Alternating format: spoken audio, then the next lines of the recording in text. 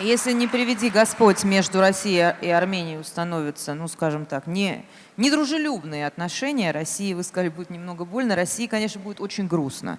А вот Армении, скорее всего, не будет вообще. Ռուսաստանը Հայաստանի դեմ շարունակում է հիբրիդային պատերազմ իրականացնել։ Այդ պատերազմին կրկին մասնակից են հայկական ազգանունով եւ արմատներով, բայց հայկականության հետ որևէ կապ չունեցող ռուսական շահերը սպասարկող եւ Կրեմլին հավատարիմ անձինք։ Օրինակ Մարգարիտա Սիմոնյանն է կարծիք հայտնել, թե Հայաստանի եւ Ռուսաստանի հարաբերությունները եթե վատարանան, ապա Հայաստանը կարող է այլևս գոյություն չունենալ որպես պետություն։ Ռուսաստանի փոխարտգործնախարար Միխայիլ Գալուզին էլ հայտնել է, որ եթե Հայաստանը գնա եվրոպական ճանապարհով, բավական ցավոտ գործընթացներ կսկսվեն բնակչության համար։ Հայկական ժամանակի հետ զրույցում հանուն հանրապետության կուսակցության փոխնախագահ Ռուբեն Մերաբյանը նկատում է. Սիմոնյան Մարգոն բարձրաստիճան ռուս պաշտոնյա է։ Նա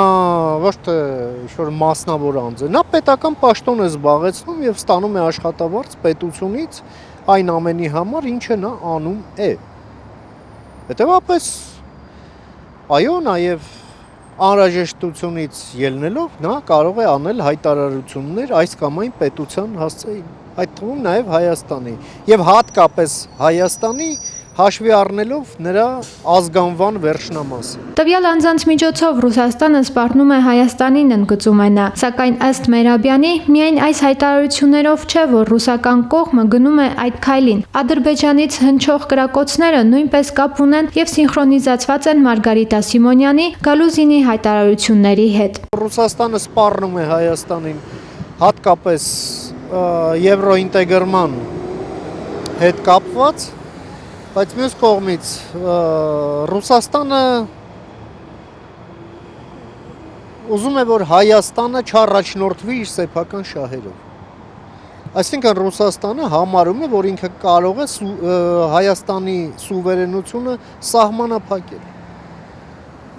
Հետևաբար Հայաստանն էլ պետք է վերահաստատի իր սուվերենությունը եւ ընդունի սուվերեն որոշումներ սեփական պետական ազգային շահերից ելնելով, ինչը անհամատեղելի է Ռուսաստանի հետ ի հեճուկս բոլոր այն պատրանքների, թե իբր դա հնարավոր է համատեղել։ Հնարավոր չէ, հնարավոր չի լինելու։ Որովհետև Ռուսաստանի շահը ենթադրում է Հայաստանի որպես պետության չգոյություն։ Իսկ մեր շահը այն ամենն է, ինչ ուղղված է, որ մենք լինենք պետություն, ունենանք պետություն։ Սրանք անհամատեղելի են։ Ռուսաստանը միայն պետք է հաշտվի այդ իրողության հետ։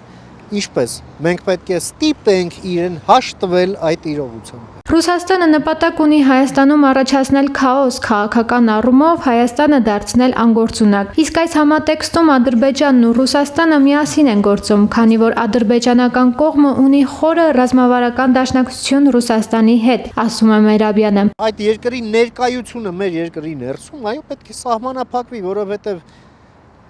մի X պահի այդ բոլոր տարրերը ներկայության դրվելու են շարժման մեջ, շարժում ուղղված ընդդեմ մեզ, հասկանում եք։ Այո, դա ներդրված ինֆեկցիա է մեր երկրի ներսում։ Հայաստանը պետք է մաքրվի աղբից, աղբ, որի վրա գրված է Made in Russia։ Իսկ դրանից ազատվելու համար Հայաստանի իշխանությունները պետք է հետևողական քայլերի գնան, ընդհուպ տարբեր օրենքներ ընդունելով, ասում է հանուն հանրապետության կուսակցության փոխնախագահ Ռուբեն Մերաբյանը։